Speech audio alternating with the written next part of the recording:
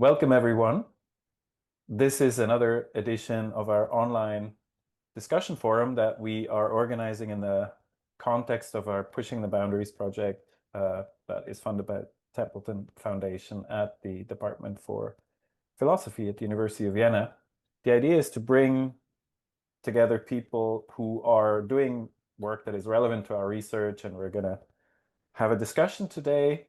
The format is as usual.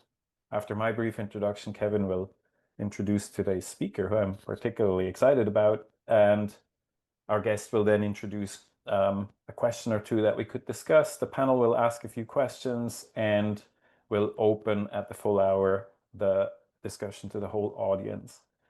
I would like to ask all participants to switch off their cameras and microphones at this point.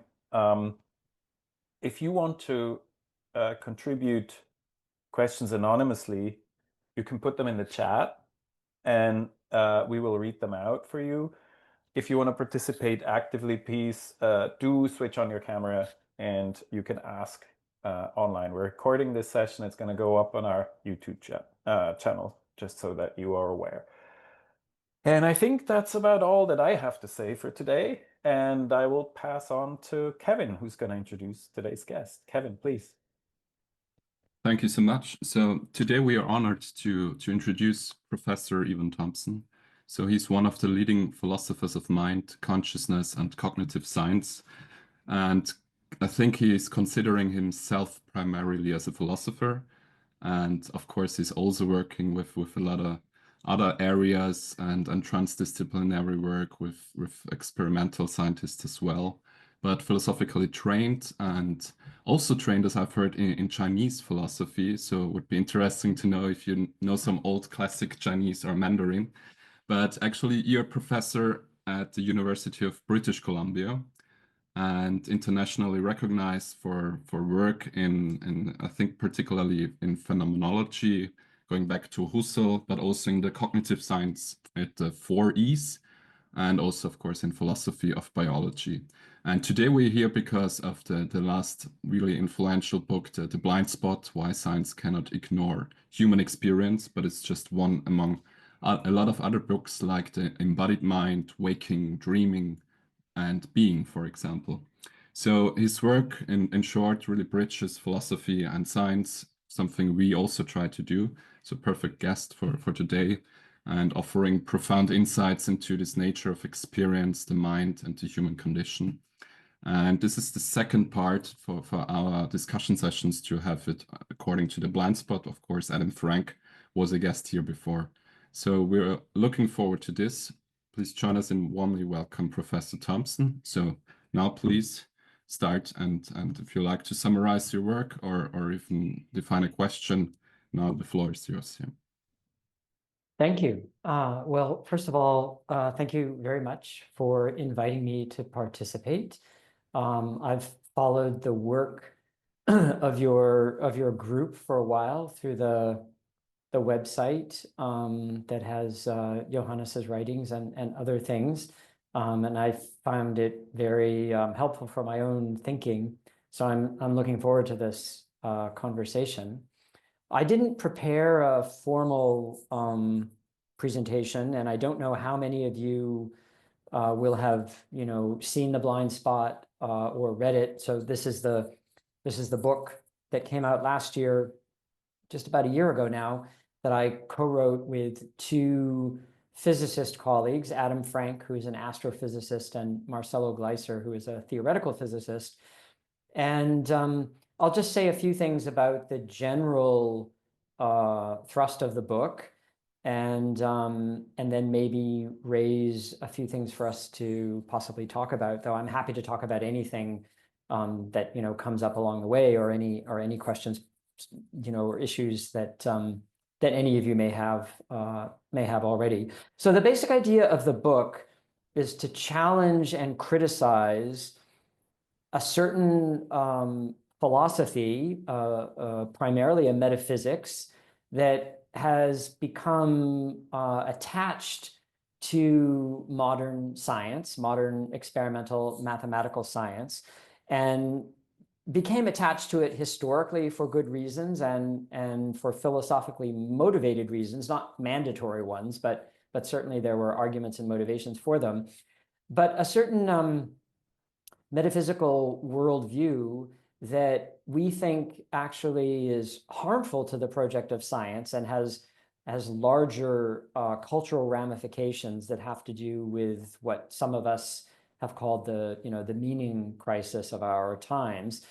And basically, this is a worldview that says that experience, lived experience, is secondary, derivative, epiphenomenal, depending on which preferred way of putting the point you happen to want to use, and that science, particularly mathematical natural science, presents or ideally strives to present a vision of reality that is, as Thomas Nagel would have put it, a view from nowhere, a view that is outside of experience and in which experience ideally can be understood as secondary and derivative. So the book is really a challenge to that. And in our coverage in the book of a number of different areas. So the book moves through, there's a philosophical introduction of what we're calling the blind spot. So the blind spot is the inability to see that lived experience necessarily underpins the project of science. So that the idea that that mathematically represented reality could be more fundamental outside of the framework of experience actually sort of inverts the epistemic or the epistemological structure of science in a way that doesn't make sense. And the inability to see that lived experience is the source of science itself is what we're calling the blind spot.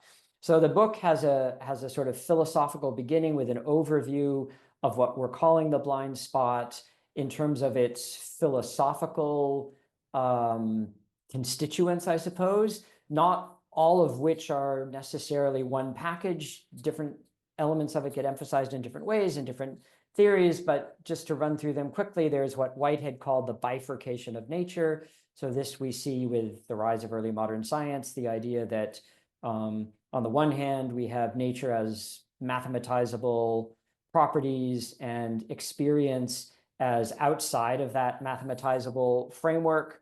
This is explicit in Galileo when he says we need to imagine, nature with all the living creatures removed. And when we do that, we apply the language of mathematics, which for him was geometry, to the book of nature. And nature in itself is to be understood mathematically, and experience is kicked outside of nature. That, of course, creates a whole suite of problems. But that basic split or rupture is the bifurcation of nature. Reductionism as not simply a useful method in some contexts, but as a philosophy that says that what is fundamental is the minimally small, I suppose you could say, and that the best way to understand nature is by analyzing wholes in terms of their most fundamental parts. That clearly breaks down in the case of complex systems and life. So the bifurcation of nature, reductionism, objectivism, the idea that science strives for an outside objective perspective, physicalism, the metaphysics that says that everything is physical, including the mind, the reification of mathematical entities. So instead of treating mathematical models as simplifications because they idealize and abstract, they are reified as being what reality fundamentally is, in a way that makes them more fundamental than the experience that lies behind them as their source. And then lastly, the idea that experience is derivative or epiphenomenal or secondary. So these, you could say, philosophical ideas are what we call the metaphysics of the blind spot worldview. And again, we see that as something that there are reasons for rejecting within scientific thinking itself. So our project is to free science from this kind of metaphysical encrustation of these things. And we do that by arguing that this way of thinking leads to a whole range of problems and conundrums and paradoxes across the realms of cosmology, quantum physics, cognitive science, artificial intelligence, the science of consciousness, and then the science of life, biology, and then we end the book with a discussion of Earth system science and the need to understand the planet as a complex self-regulating system in which we are embedded, and in which science actually is an activity that we perform by constructing specialized places, scientific workshops, and tools and apparatuses that depend very much for their functioning on this embedding within the framework of the planet. And so that's where we end the book. So we could take any of the topics in the book and talk about them in more detail, but I don't really want to take up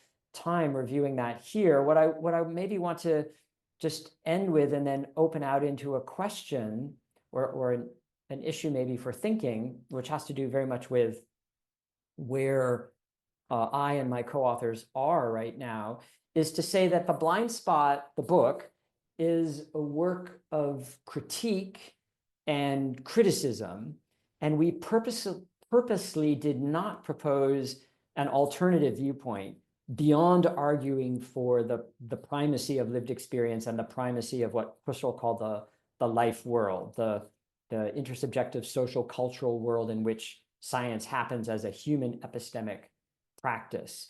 So we purposely didn't propose an alternative viewpoint because we didn't want to make that kind of argument in this book. We wanted really to make a kind of diagnostic critical argument.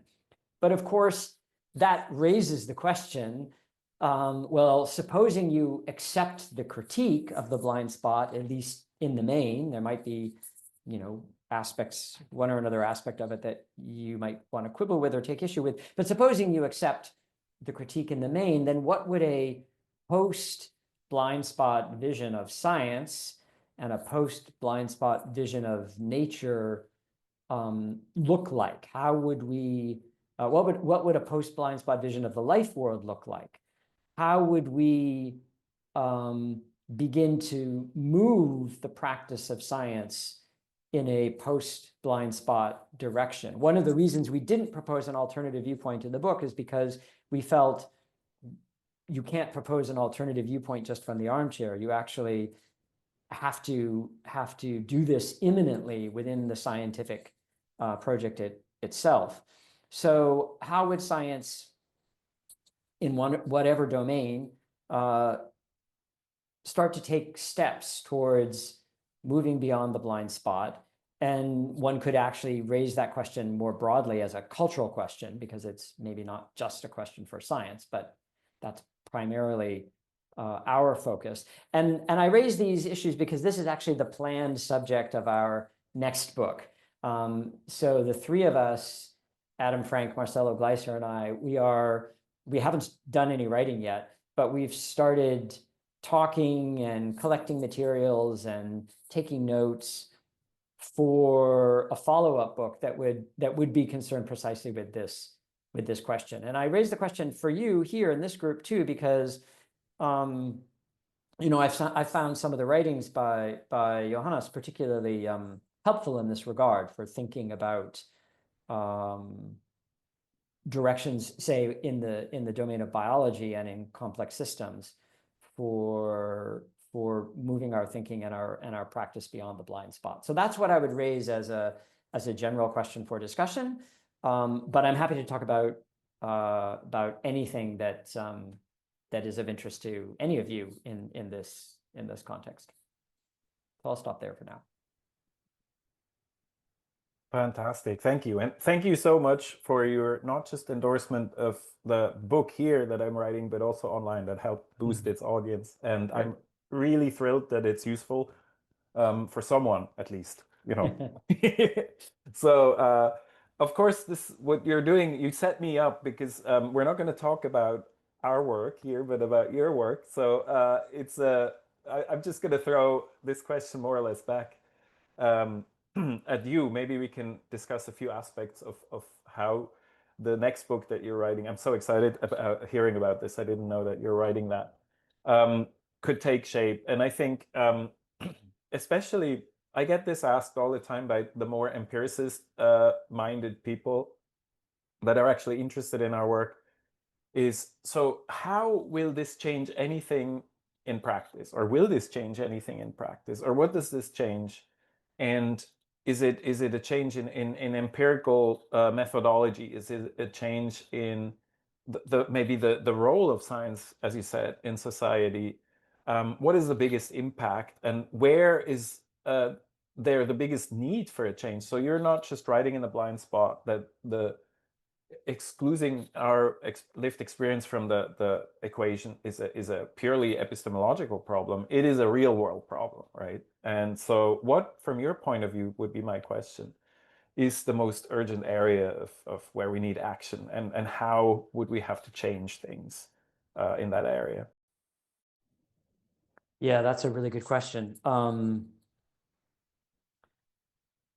mean, there are there are political issues, which of course have to do with the way that science is so strongly coupled to technology and industry and resource extraction and the climate crisis.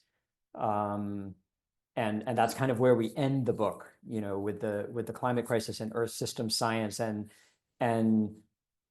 you know, one of the reasons that we promote Earth system science is that it's transdisciplinary and it works with the ideas of networks and complexity, at least in its best forms. Of course, you know, there's a range of work that goes on under the heading of Earth system science, but Earth system science, you know, it has an earlier antecedent in the Gaia theory by Lovelock and Margulis, which was, you know, a very bold and innovative theory that, although maybe not strictly, well, let's say the particular hypotheses about planetary self-regulation that the Gaia theory proposed might, you know, might require considerable revision, but that's less, for me, the point than the fact that it seeded this way of thinking about networks and complexity and relations at a planetary scale, in which the human activity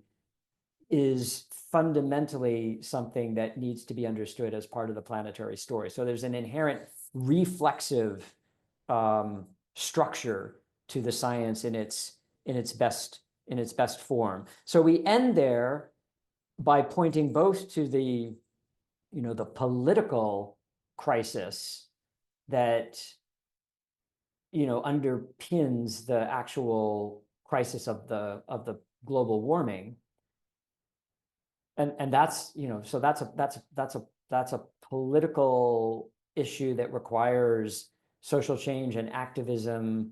And our book is not really about that. But we also uphold the science because we think the science itself is important for, especially in a time of, you know, in some parts of the world anyway, of extreme, you know, science denial. It's very important that the science be pursued, and be pursued in a way in which some figures within Earth system science link the scientific project to other forms of knowledge and practice regarding the environment. So indigenous practices, indigenous ways of knowing the environment. So that kind of transdisciplinary is not the right word there, but that kind of you know, multi or pluralistic epistemic linkage of different traditions of knowledge and practice, I think, is one thing that's very important to work on, and that I think is urgent, because otherwise there's so, you know, many people have written about this in the context of climate change. There's injustices that are created by using just a scientific perspective with a narrative of apocalyptic crisis, when indigenous people have been living in a dystopia for, you know, hundreds of years because of colonialism. And that imposition of that knowledge structure on them in a particular way is part of the crisis. It's not part of the solution. So I think that so that's one area, I think, of urgent need, is to bring the best of the Earth system science into really engage dialogue with other traditions of knowing the environment in which, we human beings live. That's not something I've worked on directly myself. I've written a little bit about it, but it's not really my area of expertise. More the concrete area in which I've worked in terms of trying to transform science from within has really been in the context of the neuroscience of consciousness. And here my work really, has been inspired by my mentor, Francisco Varela, who proposed the idea of neurophenomenology, which situates the scientific study of consciousness within a philosophical context that comes from phenomenology, but also works with the idea that experience itself is something that needs to be investigated on its own terms, and we need qualitative, reflective, contemplative methods for doing this that can reciprocally inform and be informed by neuroscience. So in my own area of, I suppose you could say, of expertise regarding the scientific study of the mind, that's the particular area that I've worked on the most. In other areas, like, it's not for me to say what physicists should be doing. I leave that to my physicist colleagues.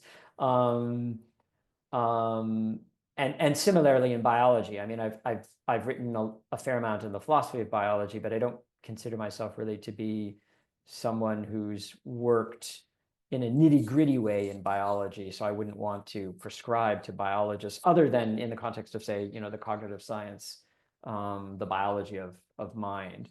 So those would be some of the things I would say in response to that. Yeah. Thanks a lot. Before I hand over to the other panel members for questions, I have a little follow-up. So one thing that I always think about when I get this question, how would it change things in practice? I think it has to do with this another blind spot, sort of a blind spot within the blind spot you were mentioning, is this idea that science is purely problem solving, right? Well, it is actually problem framing just as much, because you can't solve problems if you haven't framed them properly. And I think when I'm asked, okay, I'm, by an empiricist, I'm doing my work in the lab, what does your philosophy impact me? I'm saying it will impact you. Maybe not because you're going to use a different method, but you're going to first be able to contextualize your method. And second, you're going to be able to use that method to first solve the problem of relevance differently, that you're sort of choosing different aspects of your environment or different paths of action in the future to embed this practice that you have in. And that this is something that's absolutely necessary for science. Science is not just a purely algorithmic method that we employ to find the regularities of nature, but we're employing it for specific purposes. And actually the biggest impact for getting rid of or getting beyond the blind spot is to be foregrounding this process, which is usually made implicit by how we treat often the philosophy of science and science, the role of science in society. I wanted to have your take on this. Would you agree, or would you Yeah, want to I add? agree. Absolutely. No, I agree completely with that. I think it's really important to remember that that although science and technology are very intertwined, that science is that the source of science is really in framing questions and framing relevance. And one of the things that we're so concerned with in the book is how the reification of models, like computational models, for example, that thinking that because you have a computational model that enables you to, through abstraction and idealization and simplification, map certain aspects of neuronal function, that therefore that warrants the statement that the brain is a computer, the brain is a computational system. So the minute you do that, your relevance frame is limited to the computational metaphor or model of the brain. And I mean, that's been very powerful for certain kinds of things, but it's also led us into what I think of as a kind of looming crisis of science, which is, the idea of AI science, right? That now we have these, massively powerful statistical prediction model machines that are going to be doing science.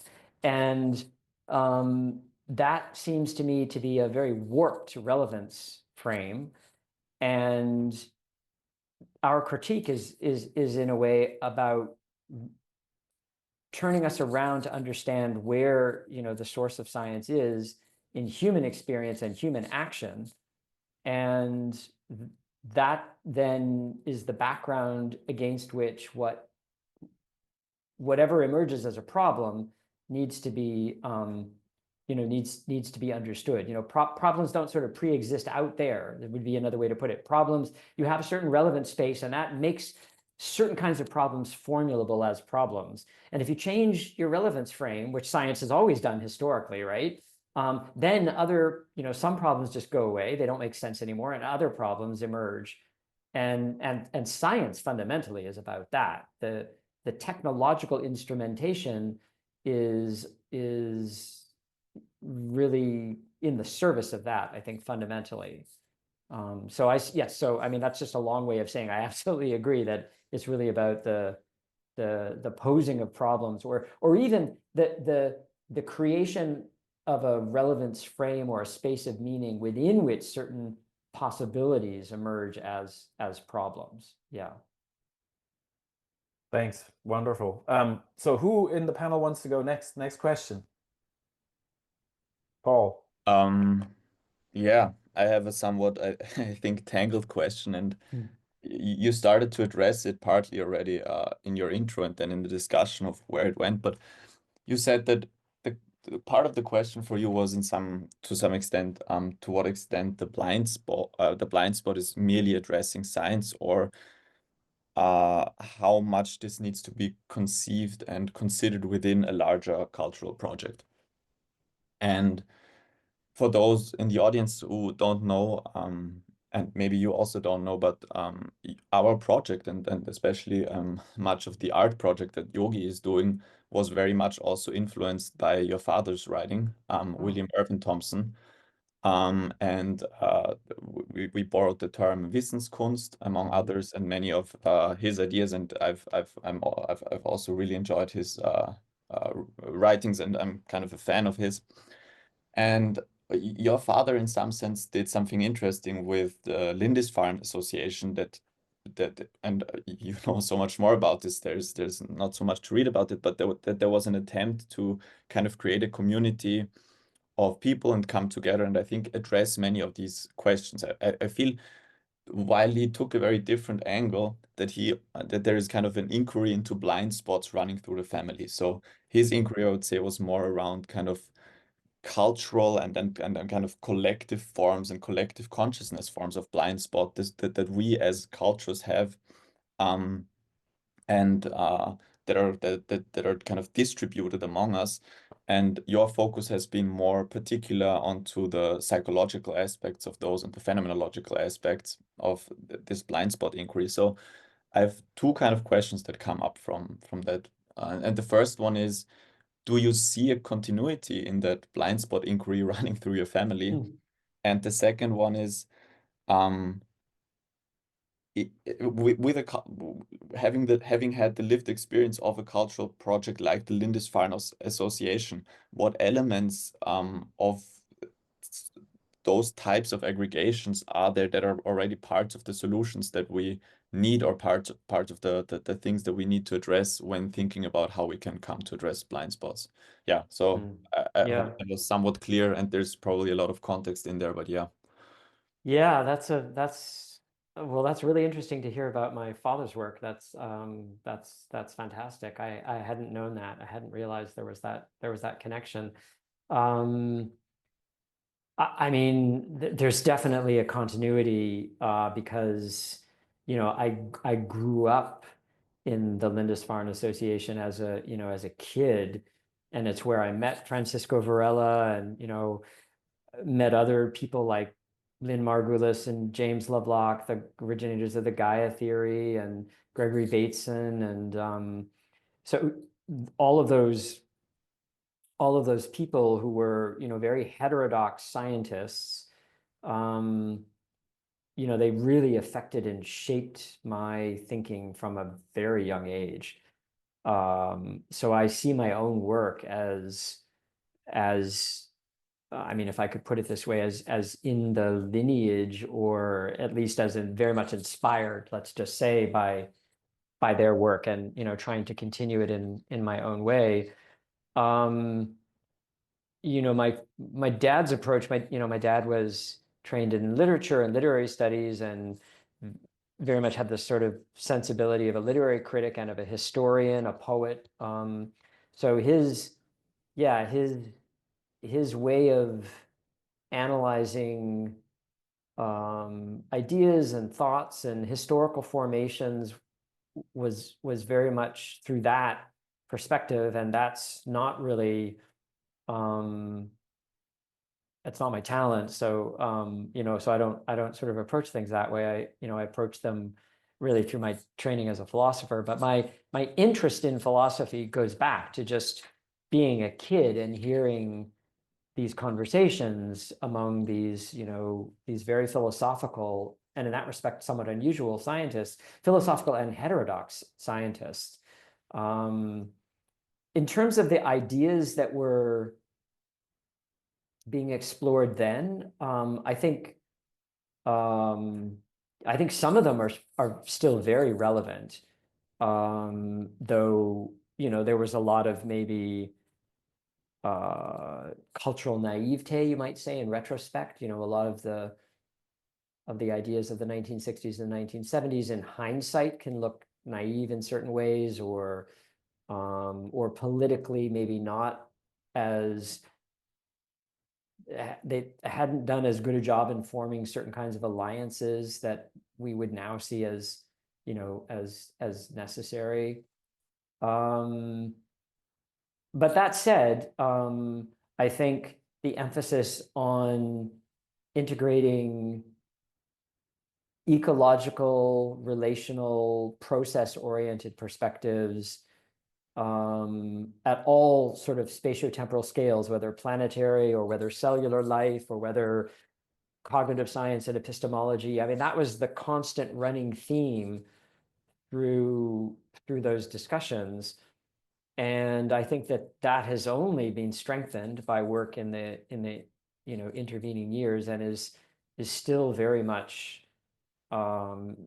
necessary and important to continue to pursue. And it's it's something that I think has to be recreated probably every generation, because you can't just maybe think that you said it and then it's over and done with, and now now you can just sort of get to work. I mean, because the context and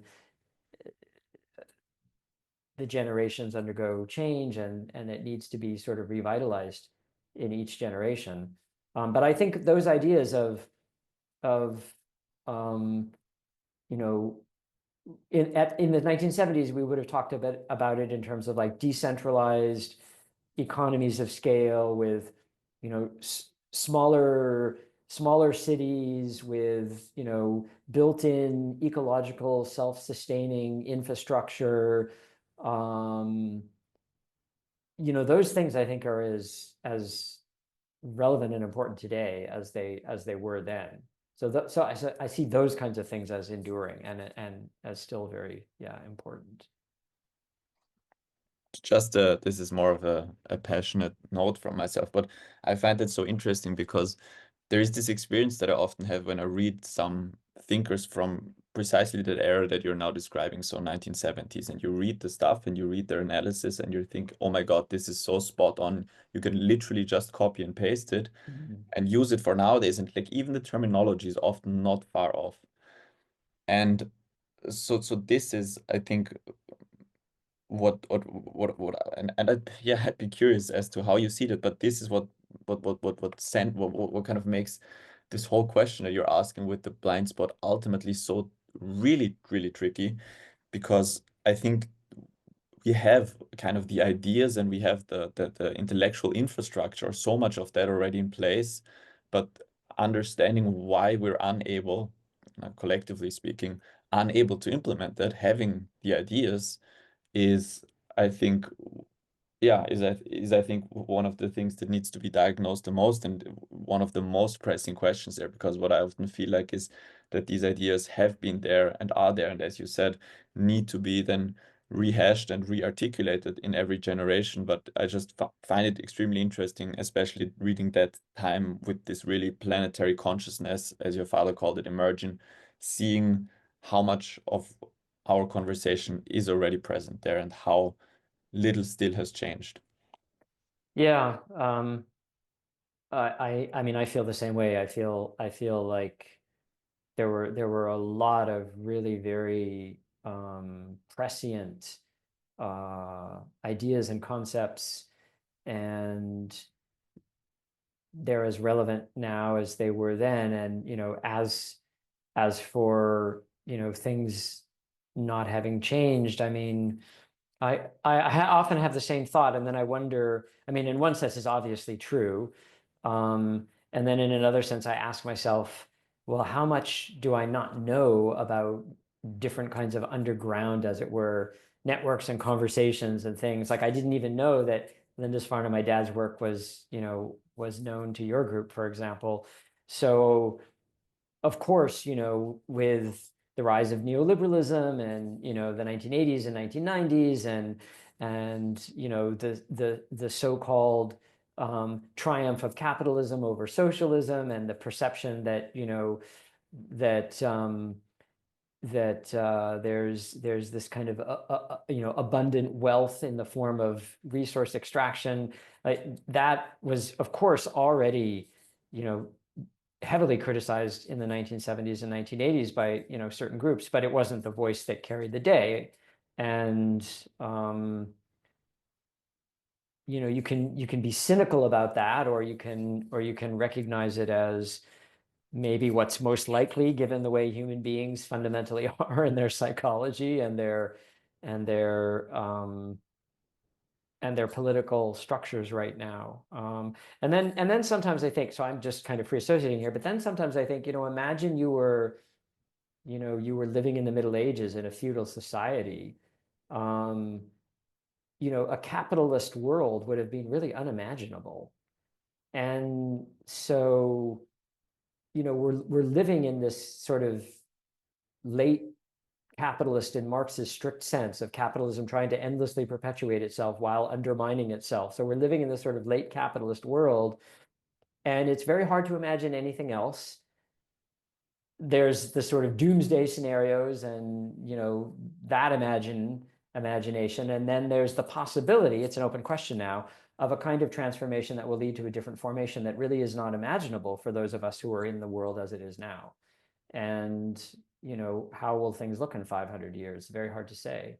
But some of these ideas that are so important to us may very well actually prove to have a transformative role if we can manage to get through this, this crisis situation that we're in. Yeah.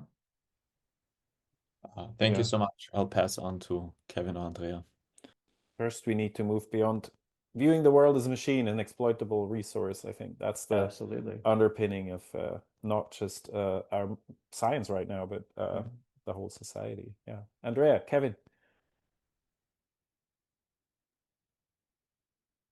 Okay, I see this as I can go first. So yeah, I totally agree to what you said just now. And as a small follow-up, maybe that the doomsday seems to be easier imaginable than the end of capitalism right now, which is hilarious and sad to some degree. And maybe a revival of the Lindisfarne could more be in the way I just saw it here. I have to show it, my old word. Oh wow. This one. So maybe we have to seek in Atlantis to find something else. But I originally wanted to go back and challenge or reflect a bit more on the blind spot itself, a bit more going into depth there. And I have some questions that I try to condense them a bit, because maybe also as a possible answer to what you raised, this question about where to go from now, what to do with it. And as far as I understand it, you're not really after erasing the blind spot. It's more like illuminating that it's there. And then I would ask, what's the function of it actually? Or you mentioned, I think, to free science from encrustification, which is a nice way of putting it. But still, it's not getting rid of it, more putting it at the spot and then doing something with it. maybe like you mentioned in the book, we can work on neurophenomenology or work it in with the subjective objective distinction and have both sides. But still, and I like to make the link here maybe to Kurt Gödel and his incompleteness theorem, because you also mentioned science is incomplete. And I cannot withstand thinking that this incompleteness is itself more a feature than just a limit or just a boundary. Although Hilbert was not very glad or happy about it, I think it gave really a solid constitution to mathematics at the end of the day, what Gödel did. So it was not really against it again. So maybe the blind spot is somewhere similar to that. And you also mentioned in terms of the incompleteness, the bifurcation, of course, of nature with Whitehead. I think he goes back to Galileo and said there was the bifurcation of mathematics on the one side, and we are throwing overboard the lived experience on the other side.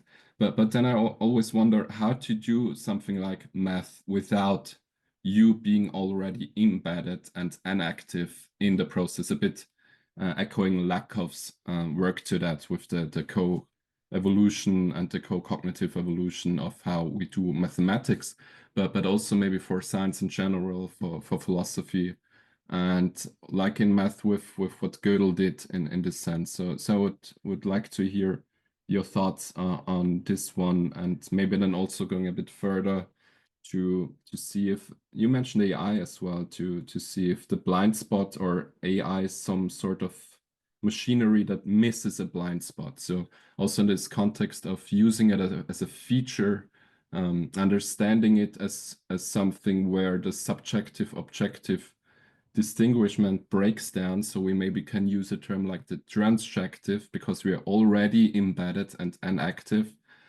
and AI cannot do that. So maybe there's a blind spot missing there, but because it is important at the end of the day. I hope you get it more or less, and I'm curious to your thoughts. Yeah, a lot of things to reflect on there. So if we start with the blind spot as a metaphor, which is really what, you know, drew us to the idea as an image for the book, the blind spot in the case of the human eye or the mammalian eye is the area of the visual field in which we're not directly receiving stimulation because it's where the optic nerve goes to the retina. So there's no, you know, light sensitive cells there, but we don't see a hole in our visual field. We see the visual field as complete. So we have a blind spot. We don't see that we have a blind spot. And the optic nerve is what makes seeing possible. So in the way that our eye is organized, there needs to be a blind spot in order to be able to see. Now, you can have eyes organized in, you know, different ways. In other, you know, say invertebrates and other animal life, but in our case, that's how the architecture works. So if you were to run with the metaphor that way, then you might want to say something like, well, science, in the sense that we've understood since Galileo, or that we've built since Galileo, necessarily has a blind spot, and it functions as the kind of science that it is because of that blind spot, because it's based on, I mean, this is our what we call the parable of temperature in the very beginning of the book, is that we create this idea of temperature as, you know, the mean molecular kinetic energy of particles through this complicated process of starting originally with our bodily sensations of hot and cold, so our lived experience, and then looking at the behavior of say liquids when they freeze, when they boil, creating fixed points for measurement, seeing that it's context dependent, whether you're at sea level, whether you're up in the mountain, so that we sort of create a standardized, technologized metric for what is actually something fundamentally experiential. And then, you know, later grafted onto that is, you know, thermodynamics and statistical mechanics. And then we think, okay, temperature is this objective, mind-independent physically, mathematically real thing, and we forget the experience that underpins it. And so you could say, well, in order to construct that mathematical physical concept, we needed to turn away from experience, and we needed to abstract and idealize and so on. And so it's a bit like you need the optic nerve to see. You know, in order to have that kind of scientific construction, you need experience to fall away into the background. So in and of itself, there's really nothing wrong with that. The problem comes when you then invert the metaphysics and you say, okay, so experience is not fundamental. You create a hierarchy. You say that the temperature, in the sense of, you know, average kinetic energy, is fundamentally real, and the sensations of hot and cold are not fundamentally real. They're merely subjective. So the minute you make that step, which actually is not logically entailed by the methodological procedure, the minute you make that step, then you've fallen into a blind spot in a different sense, which is you might say a kind of pernicious sense, because you've created a metaphysical hierarchy. So there's sort of two aspects to the blind spot. One is it's like the optic nerve, and it enables you to see. And so it's the backgrounding of experience that enables you to do mathematical natural science. That's fine, and that's very powerful, and we have no quarrel with that whatsoever. But then you make a further step, which is to create this metaphysical hierarchy. And that's then the blind spot in the pernicious sense. And that's what our criticism is fundamentally of. Now, then when you say, okay, so that step is no good, now I have to not forget experience, but I have to bring it back into the story. Well, then you get, in a way, something like Gödel, analogous, maybe. You get this looping self-referential structure. I think, Yogi, you have it on your t-shirt, right? You have this, you know, you have this recursive, self-reflexive, unstep outsidable loop of experience.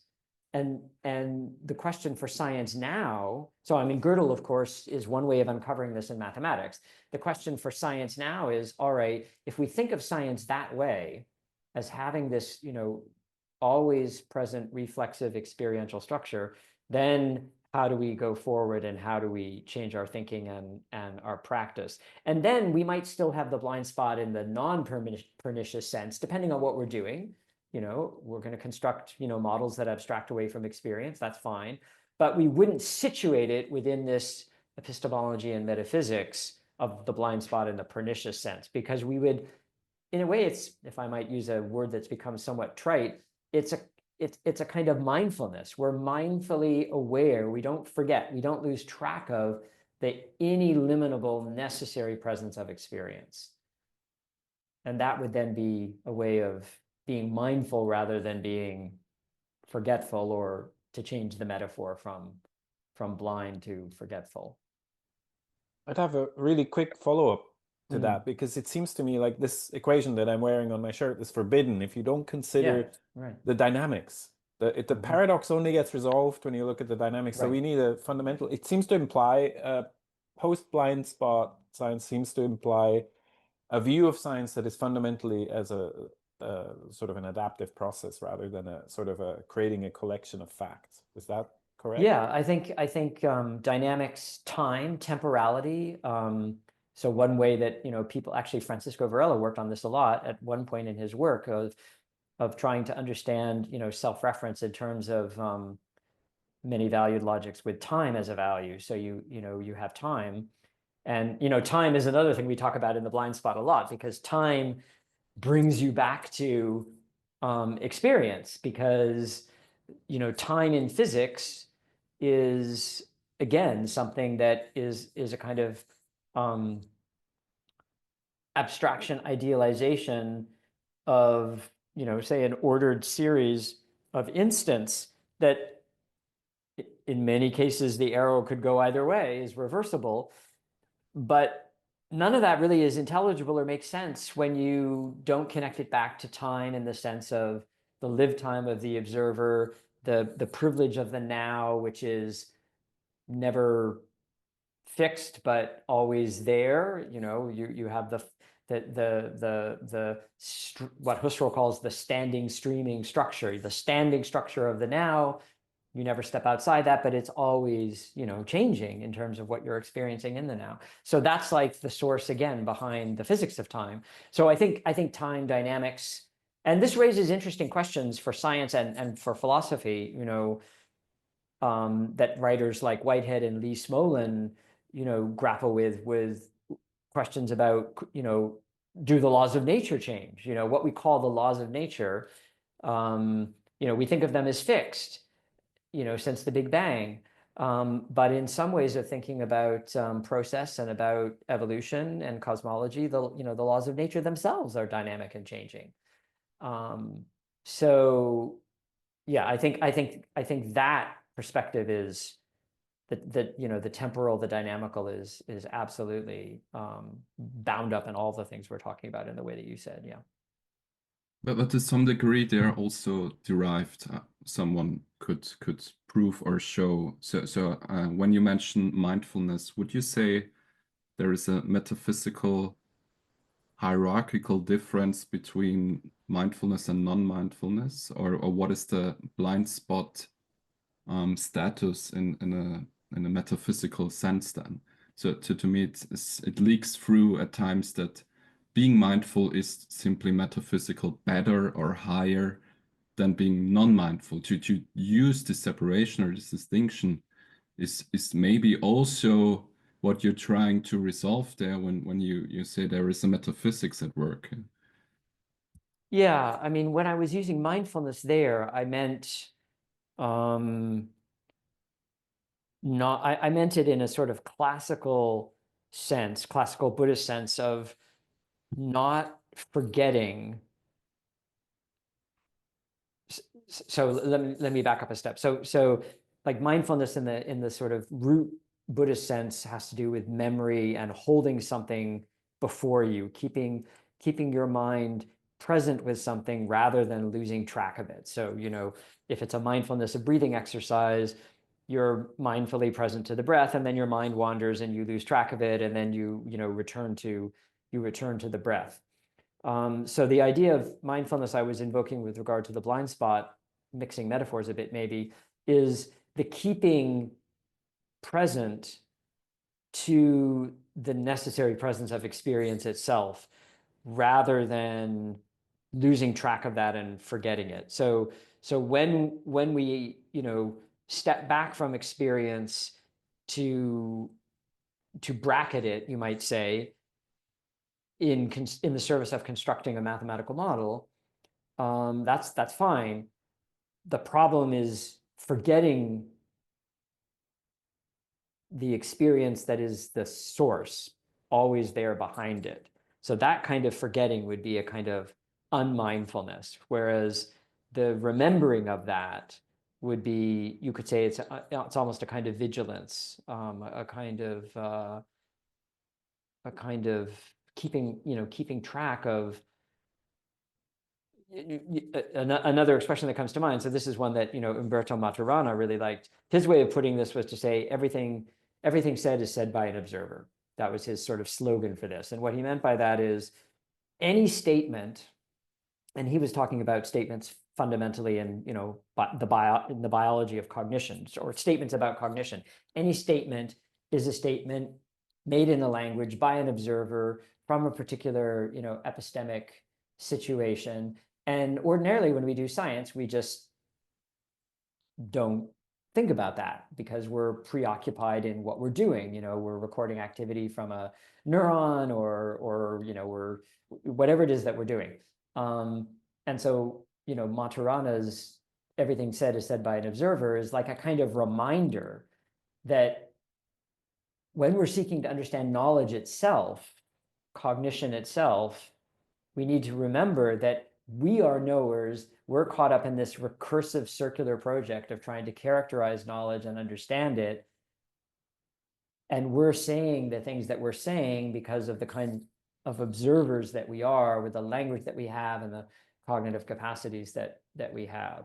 So remembering that is a kind of mindfulness in the sense that I was talking about. So I see it almost not so much metaphysical, at least in that way of putting it, but maybe more as methodological, you might say, or pragmatic, maybe.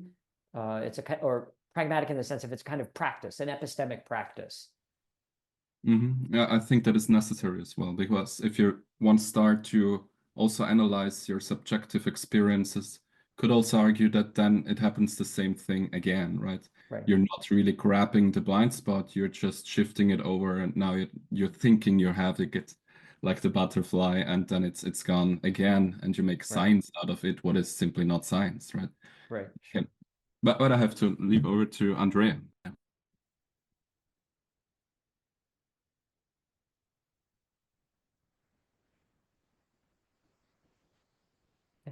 I think you're muted if you're speaking, Andrea. Yep. Something weird happening with the computer. You know, so many points have been made, so I don't know where to start or what to contribute here. So when you talk about this collective experience in science, or the experience of the individual, it's the individual scientist, I also would say that there's something like a collective forgetting about that we are the ones, you know, the scientists, and we are the ones who experience and do something with the experience, that we construct models, for example. And that this construction is something, you know, we call it artifacts, because it's really more of constructing a tool by which you can ask questions, so which are guided by the experience you had at some point. So, but sometimes I have the impression that science is losing this kind of where is the experience, you know, it gets lost in the history. So when I think about, you know, my favorite example is the Ising model. When I think about the Ising model, so what was the experience? Was the experience you see that there's something like ferromagnetism, and how does it get to the model where you just have magnetic moments, you know, pointing in different directions and connecting? So this model has been constructed on the basis of some experience, but we cannot go back. You know, we can do it with, you know, doing some historical work and get some, but I think there is this kind, because this works, and it works very well. It's a tractable model. Scientists are using it. It creates problems in philosophy, people discussing microphysicalism. So if the component parts, you know, the components are responsible for the behavior of the whole, and all these kind of things. So I think we create a kind of very specific culture of science, and also in philosophy, the kinds of questions which this kind of scientific activities are posing to us. And this kind of experience you describe is somehow lost on the way, which is which I really think it's a problem, because also when we talk about, you mentioned the term of abstractions and idealization. So what does it mean to abstract? On what basis do I abstract? So when I have a complex biological system, so what kind of experience is guiding my abstraction? So many scientists will say, I only take the really important components. Yeah, what are the important components? How can I tell? So I don't know the system enough. So this is what I would like to learn about.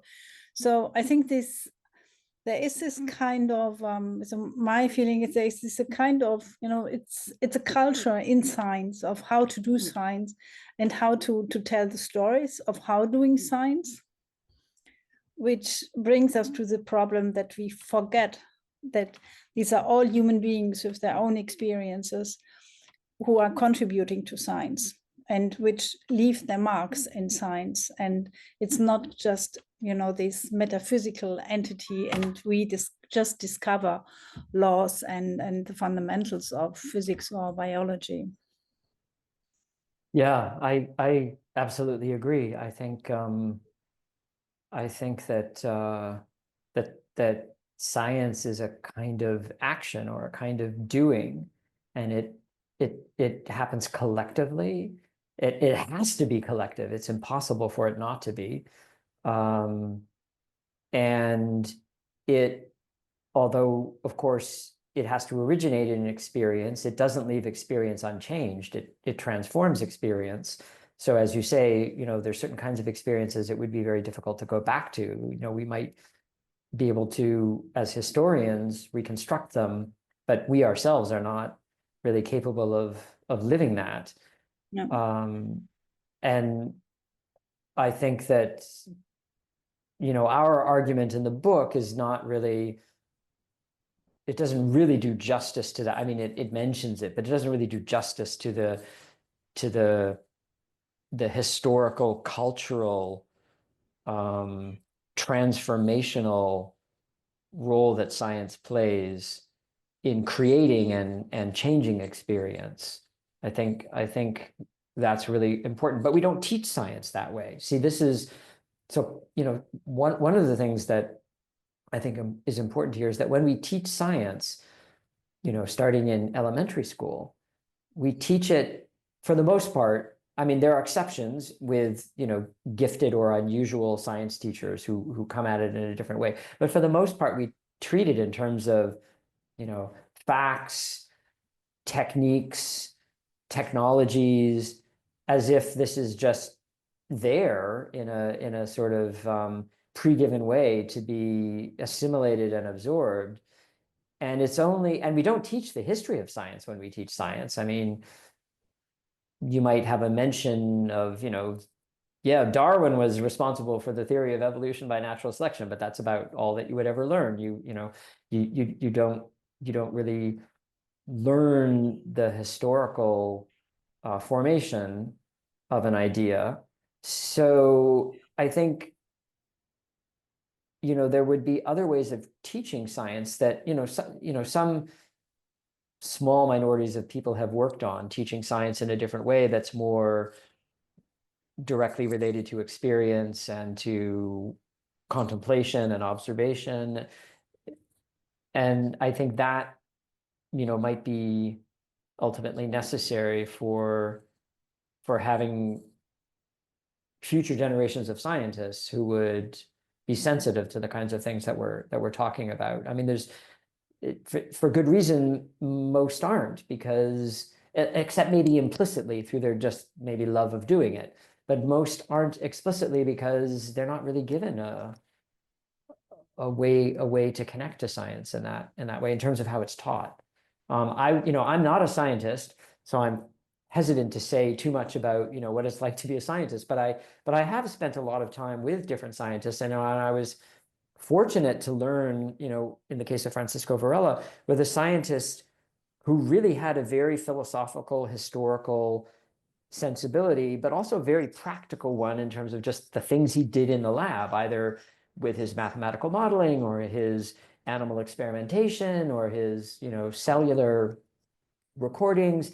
And so, although I wasn't doing that work myself, just seeing how he talked about it and how he presented it gave me a sense of what it's like for there to be the practice of science with that sensibility. And it was partly because, he wasn't from North America, he was from Chile, and, so different kind of cultural minority, concerned to build up science in his culture. And so the history was important to him. But we don't teach any of that when we teach science.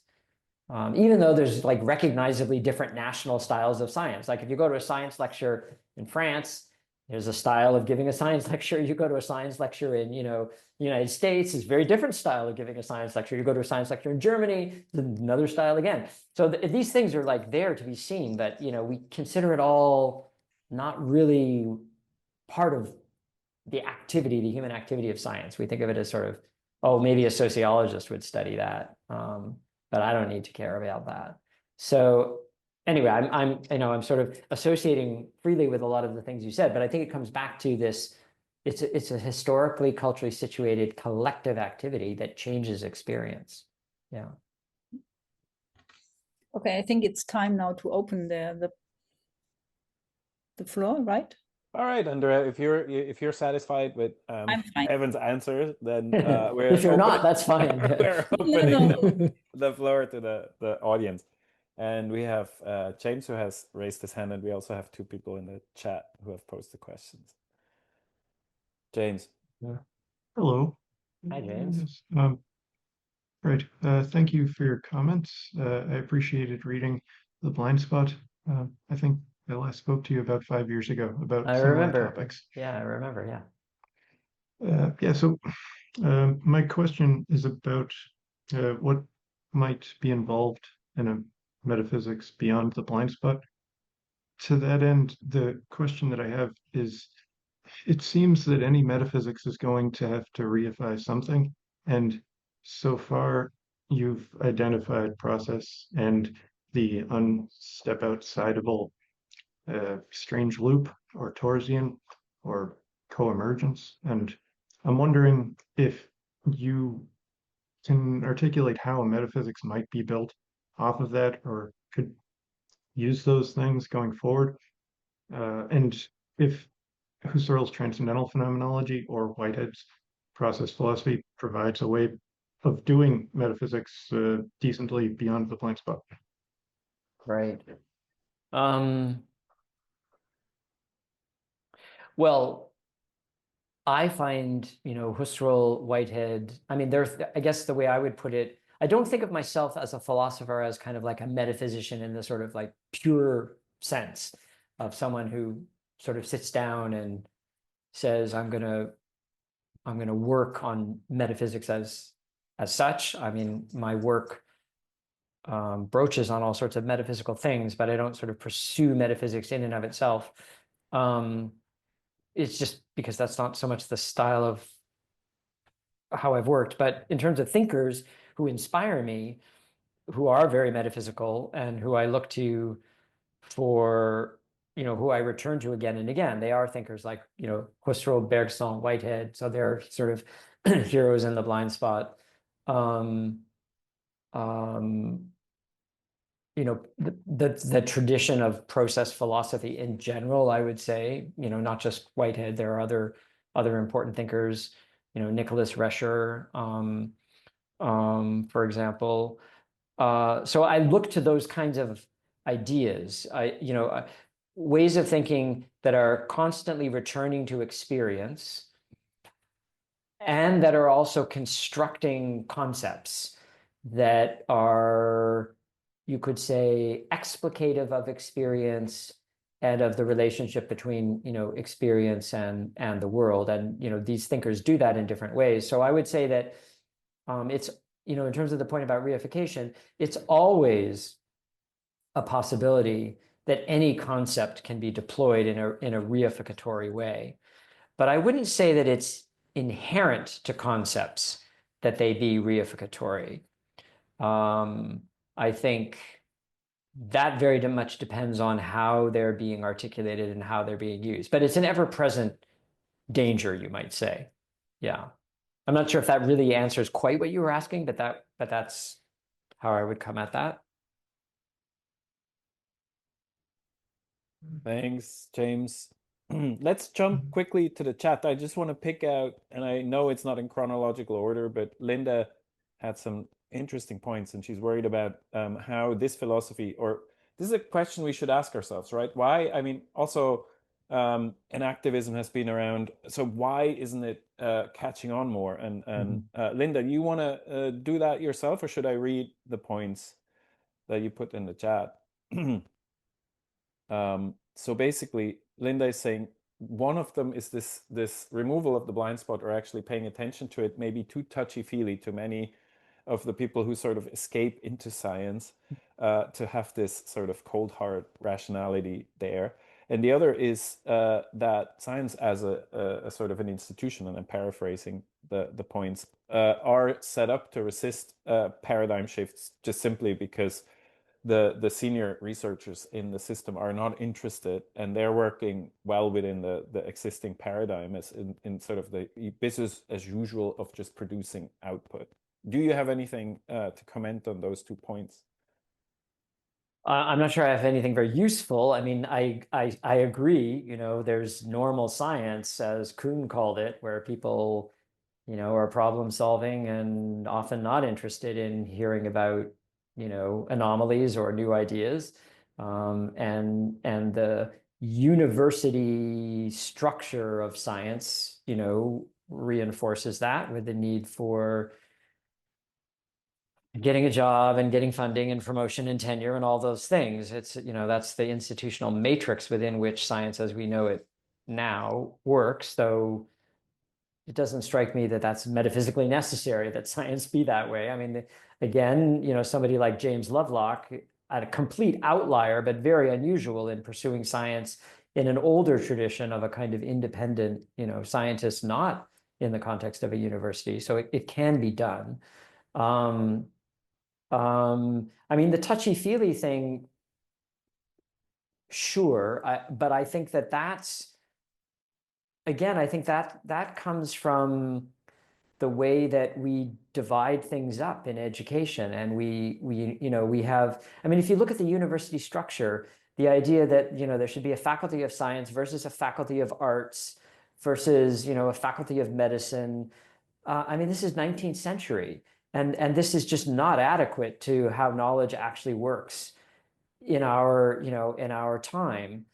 So when you have structures like that, yeah, then you're going to get, you know, people who want to resist things that they perceive as touchy-feely, or others who want to resist things that they perceive as quantitative and you know, imperialistic and not sensitive to aesthetics. I mean, I think this is something that's been created by the knowledge production system of the university. So it's not, again, metaphysically necessary, though it is sociologically true. And if it's a sociological phenomenon, it can be changed. It's just Yeah. maybe not easy. Yeah. It's not easy. It could very much be changed, but it's not easy. Yeah. Thanks. Okay, so we have Tom and then John. Hi there. Evan, really enjoyed the book. Great stuff, although I have some pretty strong disagreements, but I wanted just to raise a question about consciousness. You guys are naturalists as opposed to supernaturalists, but you're not physicalists, you're not panpsychists, reading the chapter on consciousness. You're not computationalists. You think consciousness is fundamental. And I agree that we can't step outside it, right? So it's always present to us. So in that sort of immediate sense, you're right. We can't get outside the strange loop of the kind of recursive loop of being stuck in our way of knowing. But that said, I wanted to ask, you know, if consciousness is a natural phenomenon, I think arguably it is a natural phenomenon, not everything is conscious, then where do we situate it in nature? I mean, this gets back to your neurophenomenology. You've got phenomenology and you've got the neuro. So clearly there's a brain experience interaction going on. But if consciousness, so I wanted to hear about your theory of consciousness, if you've got one. And also, if consciousness is, lived experience is fundamental, doesn't that sort of push us in towards a kind of idealism? Maybe that's where you guys end up. Anyway, those are my questions. Right. So those are good questions. So I would say that I don't have a kind of like a priori statable position on that question, for the reason that I think it's very difficult to engage in that discussion with the words and concepts that we presently have, which are inevitably sort of dichotomizing. So let me put it another way: dichotomizing between, say, the physical and the mental, or the conscious and the non-conscious. So I think that that for there to be an adequate understanding of consciousness and its place in the cosmos, there would really need to be some fundamental conceptual revolutions in our understanding of nature, I guess, to put it in the most general terms. And I think there are thinkers point to who have tried to pursue that path in different ways. So I would point to Whitehead. I would point to, say, David Bohm in physics, thinkers who see that this vocabulary, this conceptual vocabulary we have of mind and matter just doesn't really work. And we need a different conceptual architecture, a different conceptual system. So Whitehead, pursues that in a particular way. David Bohm, in his later work, on the implicate order, pursues that in another way. And I see that as something that we have to work out still. I don't see it as something I can just sit here and say, okay, here's what it is. Now, you could say, well, what you're saying sounds like it's going to wind up being a version of panpsychism, or it's going to wind up, because some people say Whitehead is panpsychist. I don't really like that way of describing Whitehead because he never used the word, but some people would say, but he's a panpsychist. Or it's idealism, because aren't you really saying something like, mind is fundamental, and what we consider, matter to be is a kind of constructive abstraction out of that. And I'm okay with that. Under some ways of describing idealism or panpsychism, I would say, yeah, that sounds like the direction I would want to move, if not a position I want to sort of like, dogmatically insist on. Or, I mean, I might say something like, well, the intuition that the neutral monists have, that really consciousness and matter, or let's say the physical, not just matter, but the physical versus, the mental, that these are both, kind of derivative constructions that are aspects of something that's actually neutral between them. I think actually, I'm quite sympathetic to that way of looking at it as well. So I realized that if you want like a short, snappy answer, like what do you think consciousness is? I mean, that's not gonna satisfy you. But that's how I see the project or the issue. Do you see any scientific advancements as bearing on these questions as empirical work continues in the neurophysiology? I don't think that neurophysiology in and of itself is where I would look for a solution or an advancement on that particular question. I mean, I think neurophysiology is very important for understanding the way that the brain and nervous system play a fundamentally causally enabling role for animal consciousness. I mean, absolutely.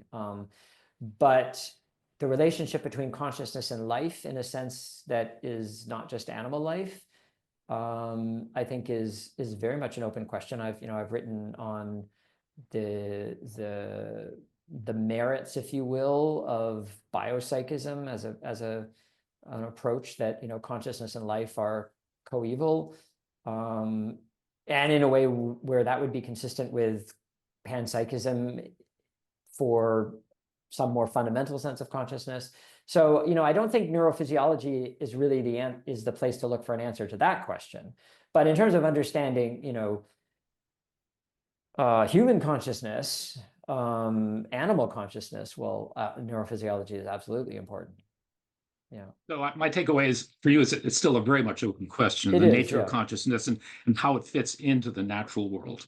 Yeah. An open question. It is very much, Great. and since this is a conversation among, let's say it's a conversation among friends, I'll put it that way.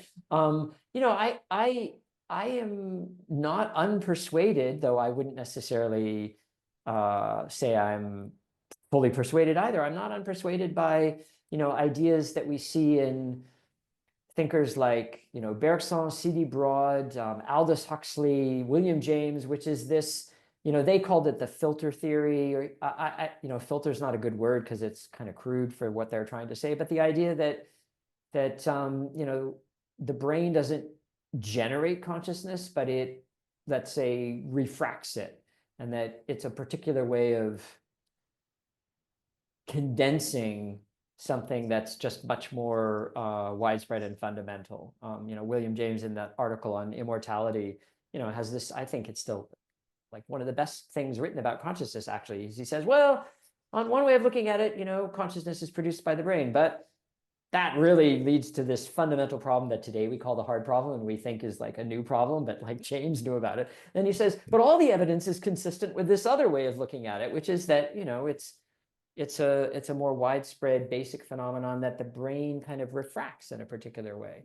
So I find that actually quite attractive in certain respects. But isn't the hard problem actually a product of the blind spot? I think it is. Yes. totally No. is. I think it is. Yeah. Yeah. I mean, there is no hard problem. If you're an emergentist, and also, I mean, we don't have any specific emergentist explanation, of course, how consciousness evolves. But I think the idea that consciousness is something that evolves out of the peculiar organization of the organism and its agency is not implausible at all.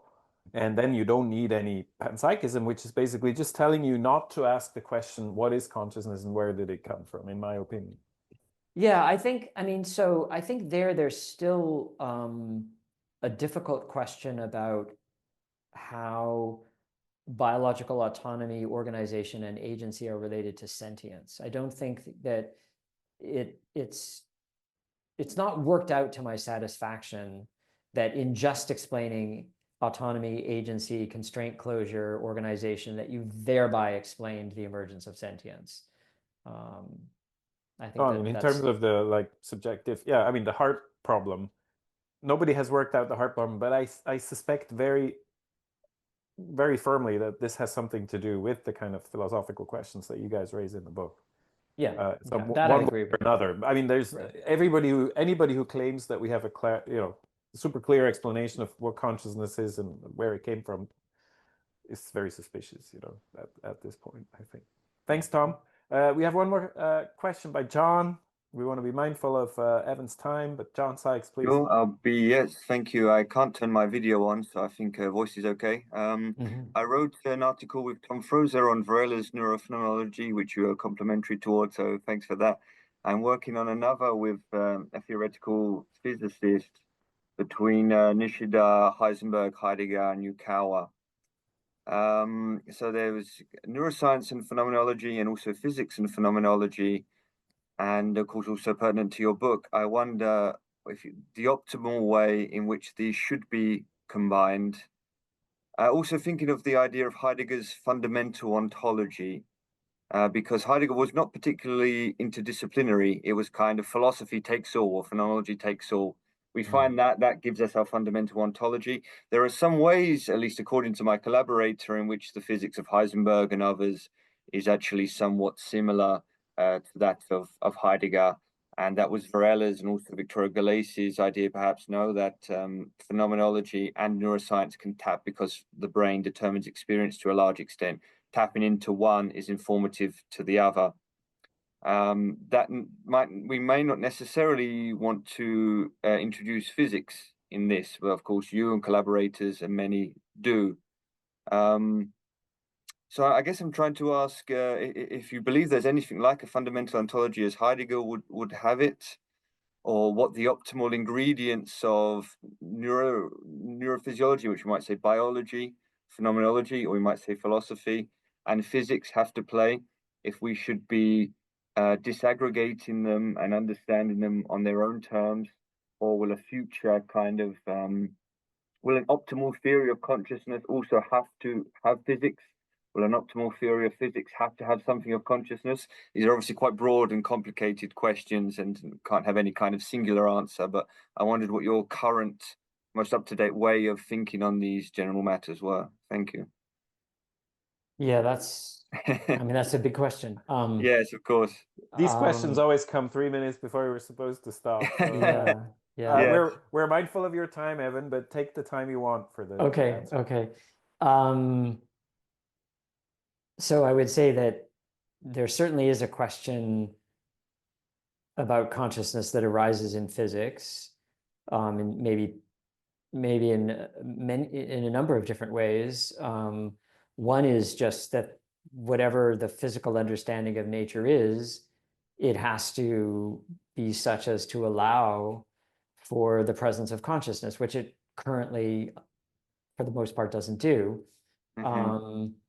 And then there's the ways that consciousness, or at least the observer, shows up quite potently, say in the case of quantum mechanics.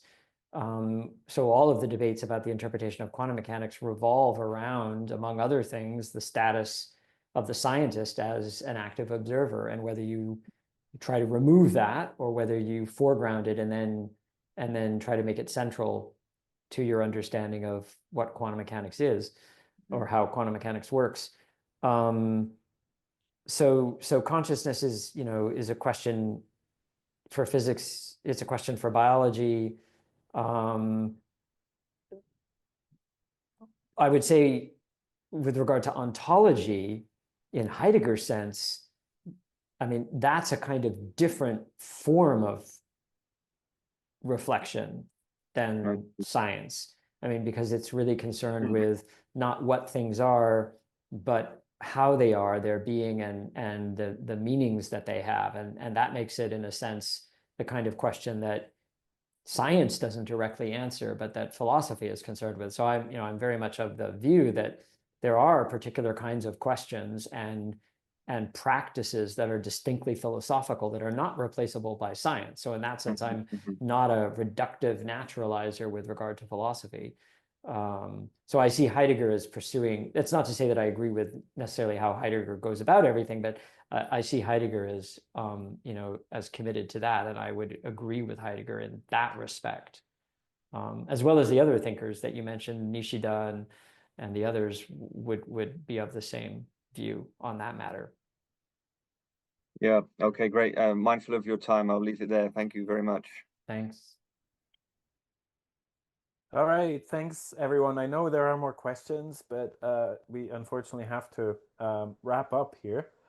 This has been a great discussion, and I usually, try to say something pithy at the end, but this was such a broad discussion that I'm really a bit at a loss of how to summarize it with one. I think your T-shirt summarizes it. So this is the problem. So this is not allowed at the moment, and for good reasons, and we have to find a way around that problem, because the strange loop is at the heart of not just our epistemology, but also the way that organisms are actually organized. So the blind spot.